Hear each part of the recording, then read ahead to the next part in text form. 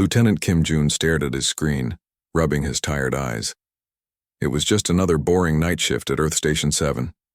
The coffee tasted like metal, and he'd already checked his social media feeds twice. Space monitoring was supposed to be exciting when he signed up, but mostly it meant watching endless static from empty sectors. Then something caught his attention, a tiny blip in the Androrian sector that shouldn't be there. He leaned forward, thinking maybe a piece of space junk had wandered too far from home. But when he ran the full scan, his hands started shaking. "Dr. Park," he called across the control room, his voice cracking slightly. "You need to see this." Dr. Park Mira looked up from her research papers, annoyed at the interruption. She was in the middle of reviewing data from the weekend's observations when Kim's urgent tone cut through her concentration. Walking over to his station, she expected to find another false alarm or equipment malfunction. Instead, she found herself staring at readings that made no sense. "That can't be right," she whispered, pulling up the data streams. "Run the diagnostics." Again, Kim's fingers flew across the controls, double-checking everything. The results came back the same. There was a hole in space itself, and it was growing. Not just growing, it was consuming reality around it. The energy signatures were completely alien, unlike anything in their databases. Within the first hour, they received confirmation from other monitoring stations. The anomaly was real, and it was already 12 kilometers across. Dr. Park immediately contacted the Androrian embassy on Earth, hoping for answers from the galaxy's most advanced physicists. The response came faster than expected, but not in the way they'd hoped. Evacuation protocols initiated, came the panicked transmission from the Androrian homeworld. The normally calm analytical species was in absolute chaos. "Unknown entities detected. Repeat, unknown entities emerging from the breach."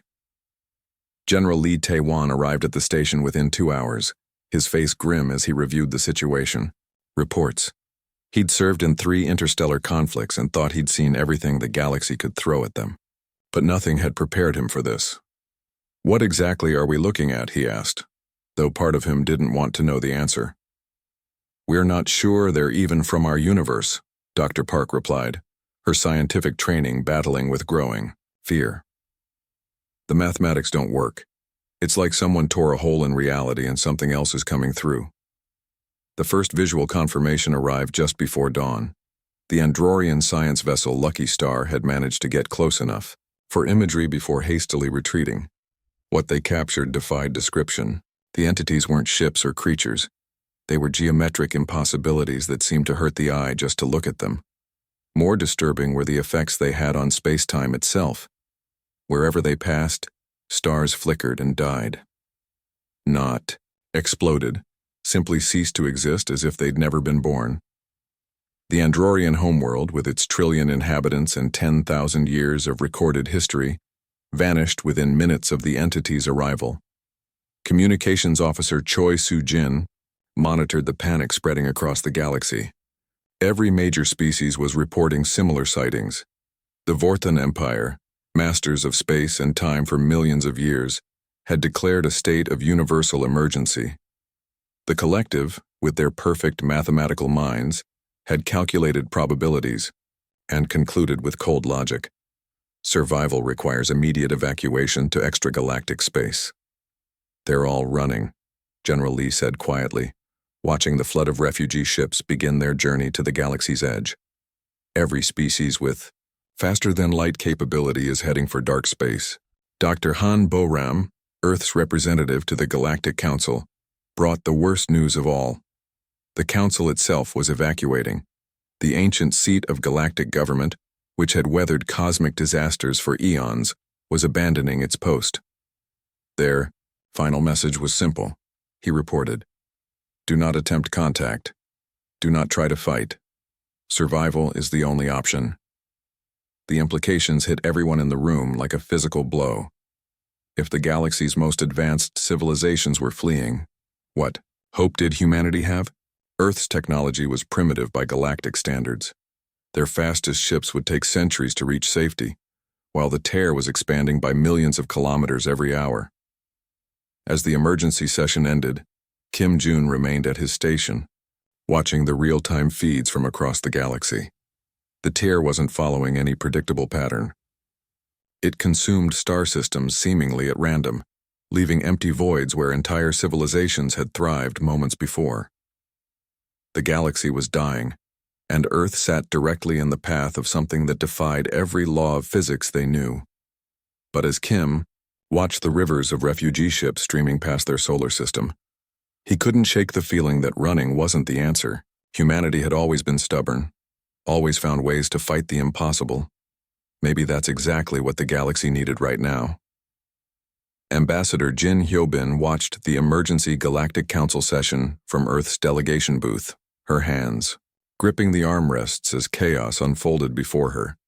The Grand Chamber, which had witnessed the rise and fall of civilizations for millennia, now hosted what might be its final meeting. Representatives from across the galaxy spoke in panicked tones, their usual diplomatic composure completely shattered. The proud Vorthon delegate, whose species had mapped every quasar and tamed black holes for energy, trembled as he announced their decision. The Vorthan Empire is evacuating all core worlds, he declared, his voice barely steady. Our great cities in the Magellanic sectors are already empty. We're pulling back to the galactic rim within the next standard week. An audible gasp swept through the chamber. The Vorthans hadn't retreated in 10 million years, not even when their sun went supernova, and they had to rebuild their entire civilization in a different star system. Communications Officer Song Min-ho leaned over to Jin, whispering urgently, "Ma'am, we're receiving reports from the collective. They're abandoning their harvest worlds too." The collective's spokesperson rose next, its mechanical voice cutting through the murmur of voices. "Mathematical analysis confirms. Probability of survival through direct confrontation equals 0.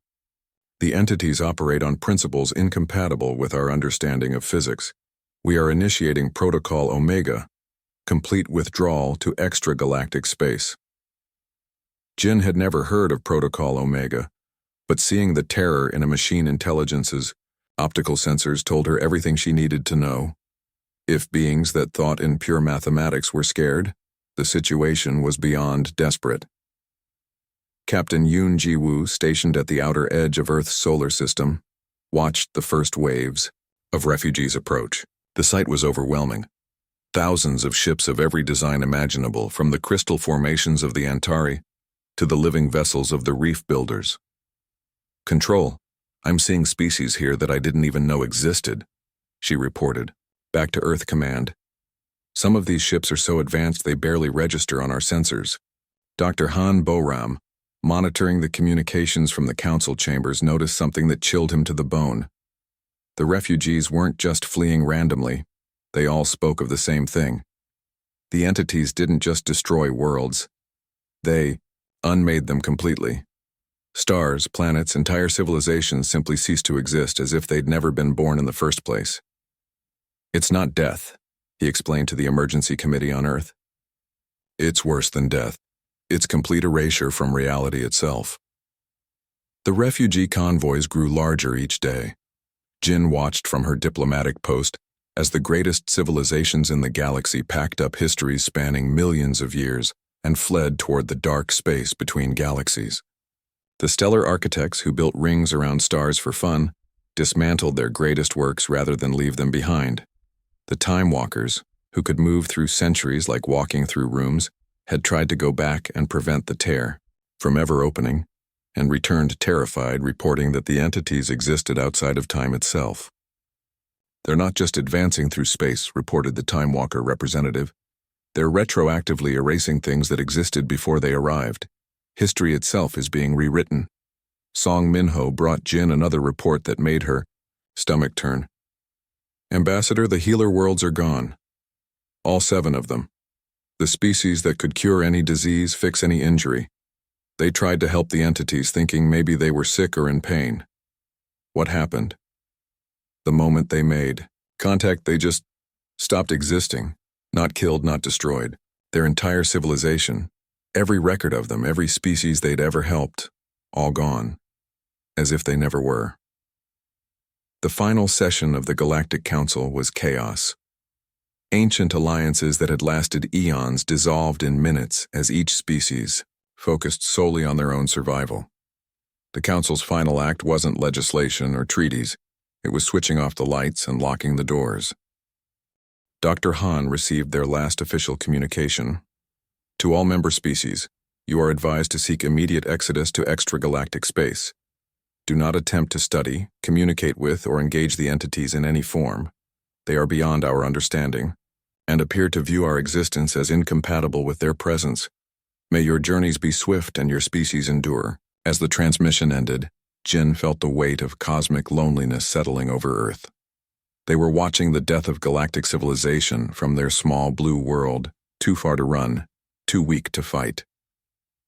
Captain Yoon sent her most disturbing report yet. The refugee streams are thinning out, I think we're seeing the last ones. After this, anyone too slow to escape will be caught. The galaxy that had once been filled with the chatter of 1 trillion species was going silent. In the growing quiet, Earth remained alone, watching ancient civilizations flee into the dark, while behind them, something impossible continued its methodical consumption of reality itself.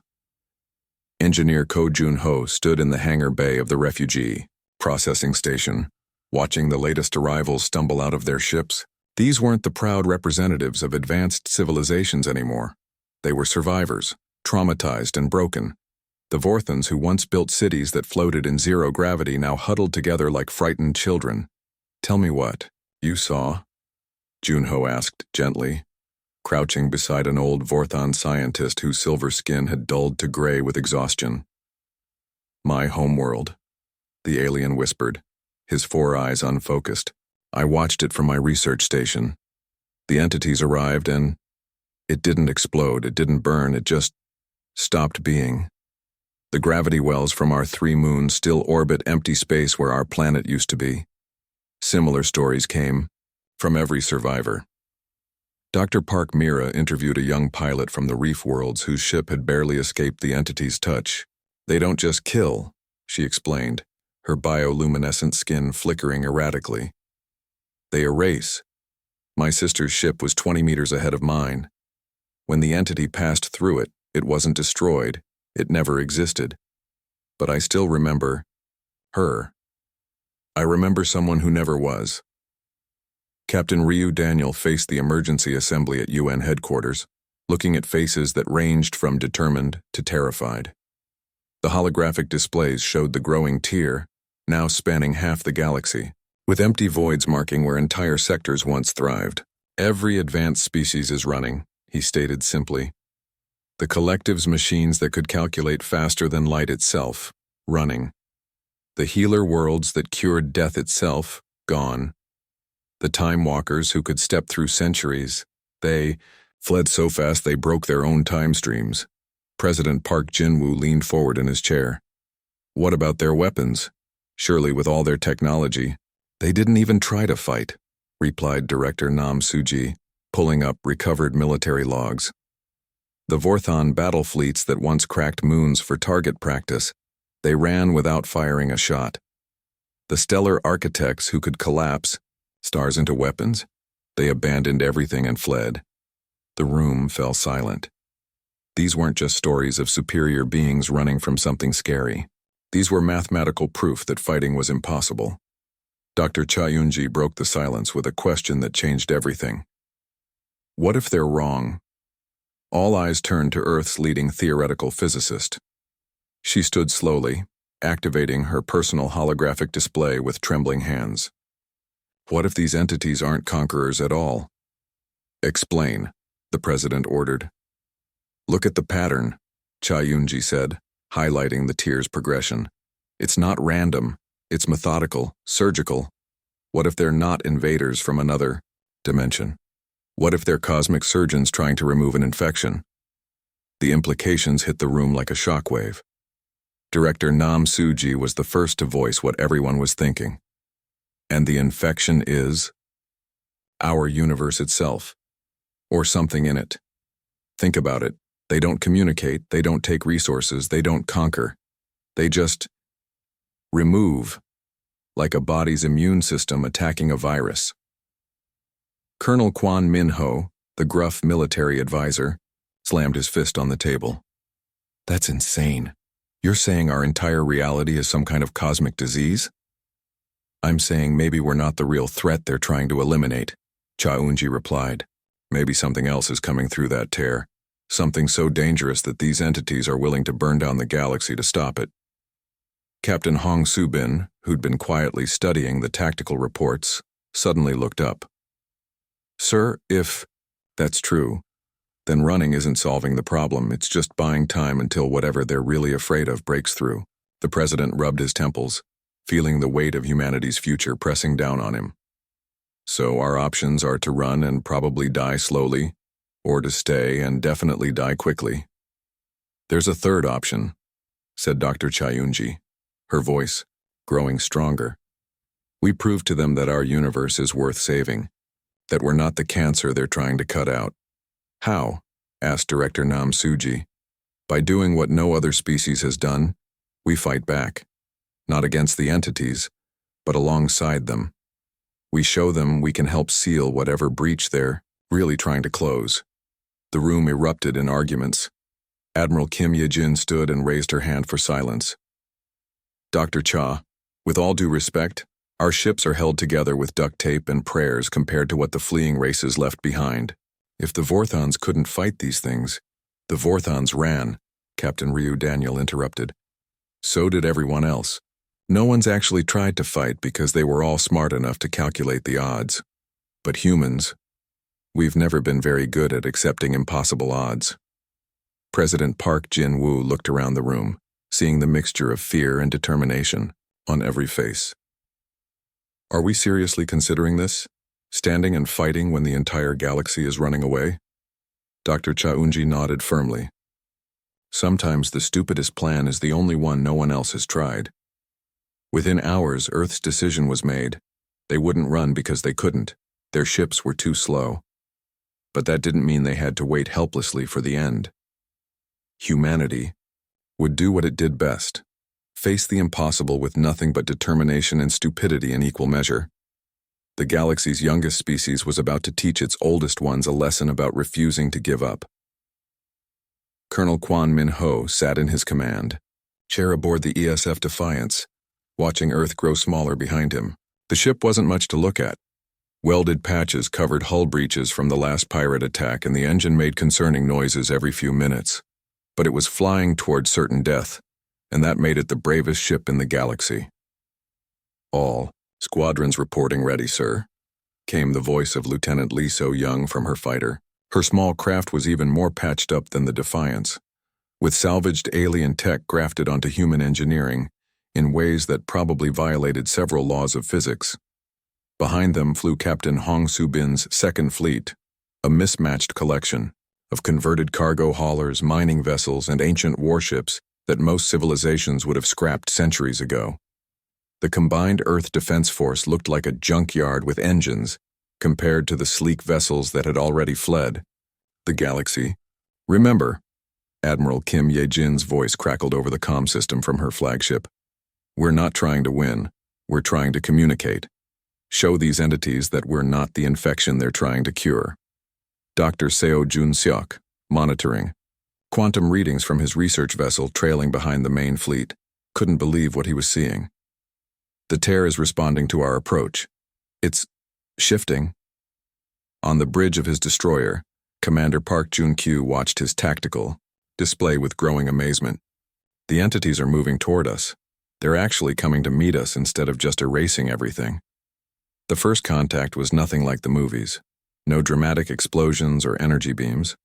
One of the geometric impossibilities simply appeared beside So-young's fighter squadron, its presence warping space around it until her sensors screamed warnings about geometry that shouldn't exist. Contact, she reported, her voice steady despite the fear. It's not attacking, it's just watching us. Captain Nam Ji-hoon from the cruiser Liberty moved closer, his weapons powered down. Same here.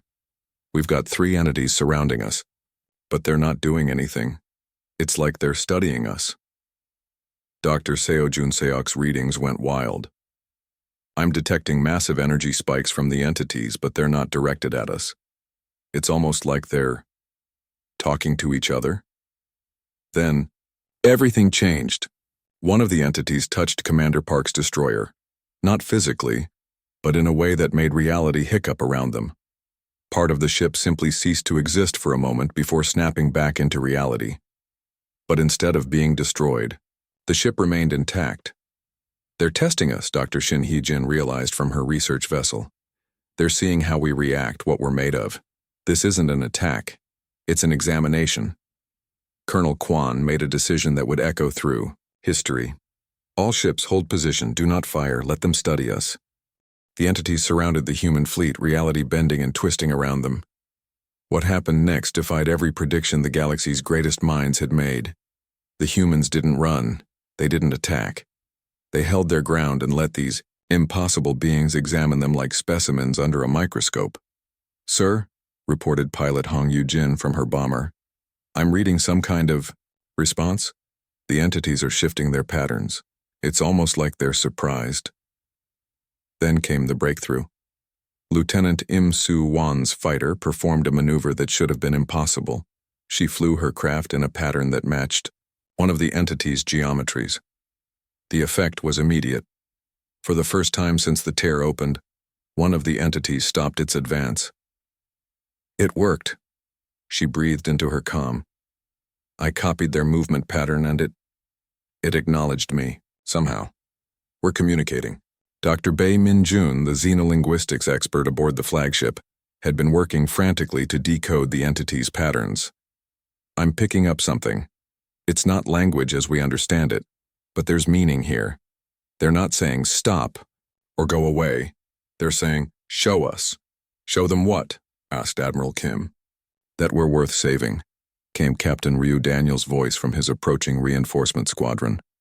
Dr. Cha was right. They're looking for proof that our universe isn't completely infected. What followed was the strangest battle in galactic history. Humans didn't fight the entities. They danced with them. Ships weaved between impossible geometries, matching patterns that hurt to perceive.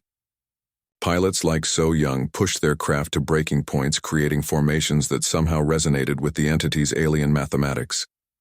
"The tear is stabilizing," Dr. Seo reported in amazement. "Every time we successfully match their patterns, the expansion slows down." Commander Park made another impossible decision. Flying directly toward the tear itself, he transmitted on all frequencies. "If you want to see what humanity is made of, then see it clearly. We don't run from the impossible. We find a way through it." His ship dove into the tear fusion reactor, overloading. But instead of simply being erased like so many worlds before, the explosion created something unprecedented, a moment of perfect balance between realities. The tear hiccuped, its expansion grinding to a halt for the first time since it opened. In that moment of silence, the entities finally understood. These humans weren't the cosmic infection they were trying to excise. They were antibodies just like them, fighting to save their universe in the only way they knew how. The real battle was just beginning, but now they would fight together. Captain Oh Yu-jin floated in her damaged fighter, watching the impossible happen through her cracked viewport. The tear that had consumed half the galaxy was actually shrinking. Human and entity ships worked side by side, their combined efforts creating something that defied every known law of physics. Commander Park Jun-kyu's sacrifice had changed everything. When his ship exploded inside the tear, it didn't just destabilize the anomaly. It created a bridge between realities. For the first time, humans could see what the entities were truly fighting against. Lieutenant Im Soo-won, who had survived the initial breakthrough, now worked alongside her assigned entity partner. They'd figured out a crude form of communication through matching flight patterns and energy signatures. "Ma'am," she reported to Admiral Kim, "my friend here is showing me something. There are things coming through the tear that make these entities look like insects." Dr. Bae Min-jun had set up translation computers on several ships, working desperately to decode the flood of information the entities were now sharing. "Admiral, I'm getting fragments of their language. They're not trying to destroy our universe. They're trying to save it from something called I think the translation is Universe Eaters. Captain Nam Ji-hoon watched from his cruiser as his entity guide showed him holographic images that made his stomach turn. Massive forms twisted through dimensions, consuming entire realities like humans might eat fruit. These things don't just kill civilizations, he reported. They eat universes whole. Our reality is apparently next on their menu. The revelation spread through the human fleet like wildfire. The entities weren't conquerors, they were doctors, performing emergency surgery on reality itself to prevent something far worse from breaking through. And humanity's refusal to run, their willingness to fight alongside them, had proven that their universe contained something worth saving. Sir, Dr. Shin Hyejin called from her research vessel. The entities are sharing technical data with us. They're showing us how to strengthen the barriers between dimensions. But we need to work together. Their technology needs our creativity? It was chaos, but the good kind. Human engineers worked with being from beyond dimension, combining advanced alien science with human stubbornness and ingenuity. The results should have been disasters, but somehow they worked. Lieutenant Song Min-ho piloted one of the hybrid vessels they'd created, a human fighter with entity modifications that let it exist partially outside normal space. Control? I'm seeing the Universe Eaters trying to push through the weakened areas of the tear. They look like liquid nightmares with teeth made of collapsed stars. The battle that followed wasn't like anything in human military history. They weren't fighting ships or soldiers, they were fighting concepts, ideas given terrible form. The Universe Eaters didn't have weak points you could target. They had to be convinced that this reality was too strong to consume. Captain Yoon Ji-woo found herself commanding a squadron of mixed human and entity vessels, their formations creating patterns that physically hurt to look at, but somehow kept the Eaters at bay. It's working, she shouted over the comm. When we work together, they can't get a grip on our reality. The turning point came when engineer Ko Jun-ho made a crazy suggestion. What if we don't just seal the tear? What if we turn it into a weapon against these things? The entities conveyed something that the translation computers interpreted as excitement mixed with terror. They'd never tried anything so dangerous, but humanity's track record with dangerous ideas was speaking for itself. What they built together defied description. Using human engineering principles and entity technology, they created a reality anchor, a device that didn't just exist in their dimension, but spread roots through multiple realities at once. When activated, it would lock their universe firmly in place, making it impossible for the Universe Eaters to digest. Dr. Han Bo-ram, monitoring the refugee communications from the edge of the galaxy, started receiving messages no one expected. Admiral, the fleeing civilizations are reporting something. The Eaters that were chasing them, they're turning back, they're retreating. Captain Ryu Daniel smiled grimly from his command ship. They can sense what we're building. They know this reality is about to become indigestible. The final activation required cooperation between human and entity on a level that shouldn't have been possible. As the reality anchor powered up, tearing space and time in carefully controlled ways, the Universe Eaters made one last desperate push to break through. Lieutenant Park So-jin, now flying with an entity consciousness partially merged with her own ship's systems, led the final charge. All ships match the harmony pattern. Let them know that this universe fights as one. The combined human entity fleet moved in perfect synchronization, creating a pattern so complex and beautiful that it actually strengthened reality itself. The Universe Eaters recoiled, their forms dissolving as they lost their grip on dimensional space. When the tear finally sealed, it left behind something unprecedented, a dimension bridge that allowed communication and trade between realities. The entities who revealed their true name as the Reality Guardians established permanent bases in human space. Ambassador Yoon So-jin returned to a reformed Galactic Council, carrying humanity's response to their abandonment. Next time the impossible threatens our universe, maybe stick around and see what we can accomplish together. The galaxy that had once fled in terror now returned to find humanity, had done more than just survive. They'd turned humanity's greatest weakness, their inability to run from impossible odds, into the strength that saved everyone. And in the void where the tear had been, something new was growing. A garden of realities where impossible things became possible, tended by the unlikely partnership between humanity and beings from beyond the stars.